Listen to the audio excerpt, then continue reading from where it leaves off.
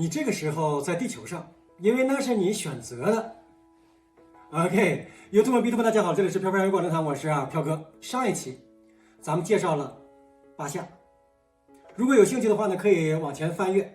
那么这一期我们仍然来讲巴夏对于2020年疫情的独特见解。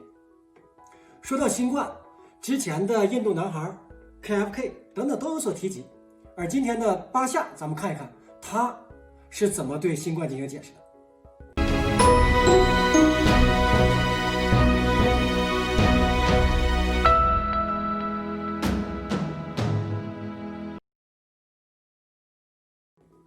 作为艾莎沙尼的使者，巴夏呢，预言对病毒的解释是这样的：这个并不是人为的，而是来自于大自然。由于人类的恶意的去破坏了地球的生态，在空气当中，在陆地上，在水都有巨大的破坏。比如说挖掘石油，那么呢，对石油的开采，石油是不可再生能源。如果把石油比作地球的血液的话，那么地球将会失去血液。这个大量的工业的生产等等，就会造成污染，出现雾霾，天气变暖等等，而把原本平衡的病毒的宿主给灭绝了，或者给被迫变异了，让这些病毒们不得不去找新的宿主，这叫被迫扩散。然后他就找到人类了，对，他就找到了人类，或者找到了其他的生物。而他们的话呢，不是说是他来招惹我们的，其实也是我们先招惹了他的。那也对呀，我们把人的家给整没了，是啊，那人家就得要报复我们呗。如果你用报复这个词儿的话呢，可能也不见得完全正确。为什么呢？我们可以想象一下，现在的马斯克为什么拼了命似的就往火星上跑啊？因为地球的家园可能在有一天不存在了，这就是我们的宿主不存在了。他不是来报复我们，而是他被迫的转移，或者叫被迫的迁移。这是一种生物的本能，微生物也是如此。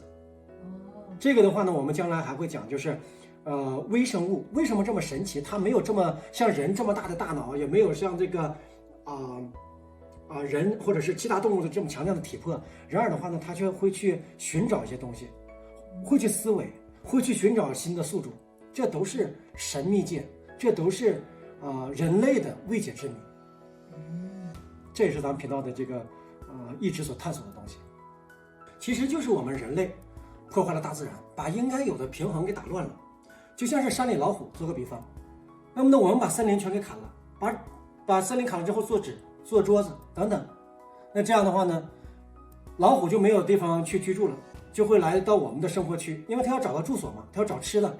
之前所有的野生动物出现在这个城区里边，其实也是这个原因。这个和病毒一模一样，它原来的宿主，由于这个生活环境啊、人类的捕杀呀，数量巨减。据科学统计，现在地球上一天有大约150种的这个种族物种灭绝，这个速度远远大于大自然它自身的这种灭绝速度，是大自然自身灭绝速度的10000倍。你想想，相当可怕。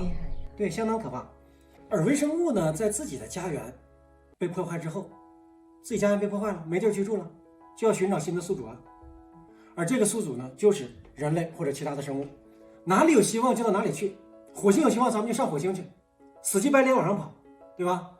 那我们寄生的地球，其实我们就相当于是寄生在地球上面，我们相当于是病毒跑到火星上去了，对吧？去寻找新的宿主。那么确实是因为我们人类。那么这个问题就关于这个疫情和病毒怎么样解决，巴夏的话呢，并没有给出真正的说明。但是他说什么呢？如果解决的方法的话呢，不是我要给你们去解决的方法，而是人类自己要去解决，人类自己要去决定。由于这个宇宙法则等等各种原因，我想他不说解决的方法也是可以理解的，对吧？因为那个他不可能用直接的干预的方式来干预人类的生活，对吧？巴夏说到呢，最主要的原因还是破坏生态，它叫 ecosystem， 导致于病毒去找新的宿主。那么呢，我们应该做的就是什么呢？恢复我们的生态，恢复我们的生态。现在已经破坏到这种程度了，那么呢，恢复起来肯定不是一时半晌的事情，肯定是要一个过程的，对吧？对。那么呢，所以又回归到什么呢？人类的追求和这种修行上，净化意识和精神，让人们需要有满足感和感恩的心。才会从根本上消除对大自然的破坏，对吧？他呢还提到净化，那就是我们呢要清理身上的基于恐惧的信念系统，或者叫做基于恐惧的一种负面系统，减少我们身上的这种负面情绪。如果不这样的话呢，在这种不确定的情况下，这些负面系统就会给我们带来极大的压力。巴夏尔也说了，巴夏说什么呢？就是在2016年开始，其实我们一直都是处在这种压力之下，所以呢，现在的人类的免疫系统是处在很低很低的这种状态之下的。对，那我们这么做就不需要疫苗了，或者说是那个我们能够消除这种恐惧，消除这种那个负面效应。那么呢，没有疫苗的话呢，或者是没有药物的话呢，我们是不是仍然能够抵抗这种疫情或者病毒呢？巴夏是这样解释的：疫苗和免疫力是不同的概念，疫苗需要时间，而免疫力的话呢，需要精神的提高。在精神境界这种提高的同时的话呢，其实我们也会集中我们的意志，整个的这个人的这个精神面貌和意志都有很高的提高。那么呢，人类的这个免疫力的话呢，就会随之而提高。其实也就像说的，遇到什么事情啊，不要惊慌啊，要泰然处之啊，这也是这个宇宙的生存法则，可以这么来讲，就是消除那种消极情绪，积极乐观的去对待生活，去对待你所面对的事情，这也是宇宙的生存法则。这样的话呢，才能够人们所说的百病不侵，对吧？百病不侵。这是不是就是人们所说的，当你生存意志或者说你的意志很坚强的时候，你的免疫力和身体的抵抗能力，细胞的活动就会很活跃，你就会抵抗疾病能力很强。是这样，我想也是这样的。其实有很多人都有这样的亲身体会，可能咱们这个咱们的观众，咱们现在的这些好朋友们也可能也会有这些体会，咱们 B2 们，对吧？当你精力非常充沛的时候，当你的这个体力、精力各方面都非常充沛的时候，你会感觉到你是一种 positive 的这种状态，就非常正能量，对吧？当你这个时候去做事情的时候，你会发现什么事情都顺。这个有的时候，而相反来讲的话呢，当你觉得非常沮丧，没有任何的这种精神涣散的情况下，对吧？所谓的这种负面能量、负面情绪，刚才所讲的，对吧？精神的话呢，没有提高到一定的高度的时候，这个时候你就会觉得做什么事情都不顺。对，其实在这个过程当中，就产生了人们所说的唯心主义，或者是迷信等等。那么对于我们来讲的话，可能都是无神论者，对吧？虽然我们这个我们这个台的话呢，是以这种天体呀、灵性啊，或者是人类的起源呀，以及未解之谜呀，多数可能我们还是从这个未解之谜的角度来跟大家进行分享。但是呢，这种事实和这种客观的存在，有的时候是让人们难以理解的。对，这也就是为什么人们需要去探索，去看那些不能解释的东西。对，看不能解释的东西。那么呢，无论是说无论我们是说神的意志也好，无论我们是说它就是一种客观的存在也好，或者是我们就说这是最起码来讲现在科学还无法解释的东西也好，对吧？就像是这个物种的起源也是如此，对吧？海奥华的解释是海奥华解释的非常强有力的一个方面，但是呢，其他的也有很多其他的解释，对吧？不同的理论都给出了不同的理论，比如说是病毒进化论，是从病毒的角度去考虑，一层一层的进行进化的，对吧？也有人问，就是说如果得了病的话，那么呢吃维生素啊或者吃药啊，问巴夏会不会那个马上见效？因为对这个疫情来讲的话呢，人们其实还是非常迷茫。对，巴夏给出的解释是什么呢？无论是维生素也好，无论是药也好，那么呢现在没有有效药，维生素的话呢可能够帮助你恢复你的这种免疫功能，那么呢它是一种辅助的，但是呢他说精神状态还是第一的，要提高你的精神境界。同时来讲的话呢，也在告诉人类要保护生态。那么呢，他告诉人类去提高免疫力，其实也是什么呢？防止就是2020年末的时候再次爆发第二期疫情。他也讲过，像这种第二次疫情或者叫做二次爆发的话呢，不是说没有可能发生的，是会发生的。对，有可能是发生的。那么呢，现在我们说一说我们赖以生存的地球被我们这个开采的遍体鳞伤，随着生态的破坏、全球的变暖病毒的肆虐等等，或许在将来的某一天，大家都知道，其实已经发生了好多次了，大地震呐、海啸啊、火山呐、山火呀等等，火山爆发等等，对吧？到底什么时候还会发生，但我们不得而知。但是呢，我们应该对大自然其实有一种敬畏。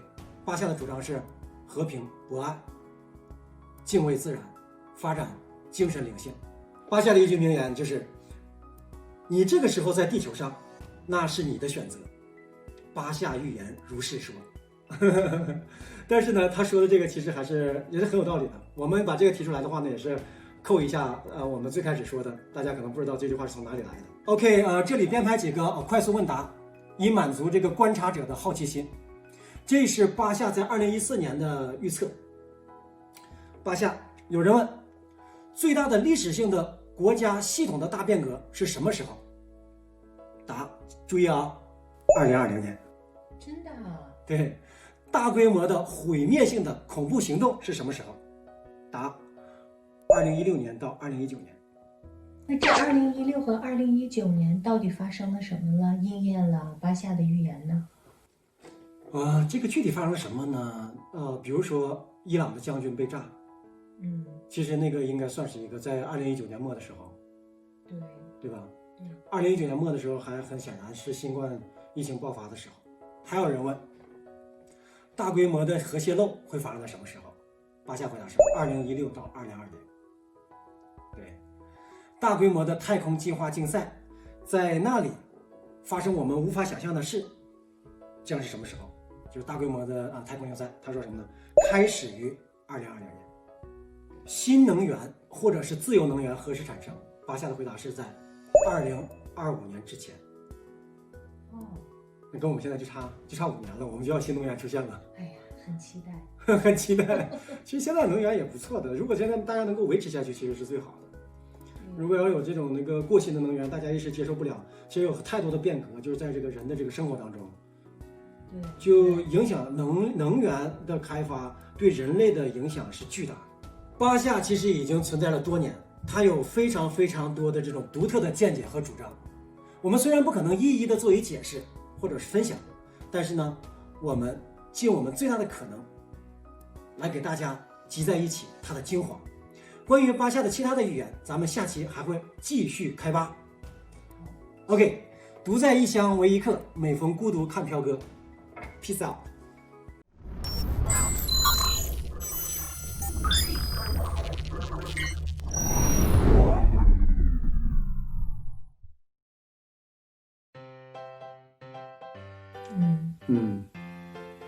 那是从哪来的呢？巴夏预言呢？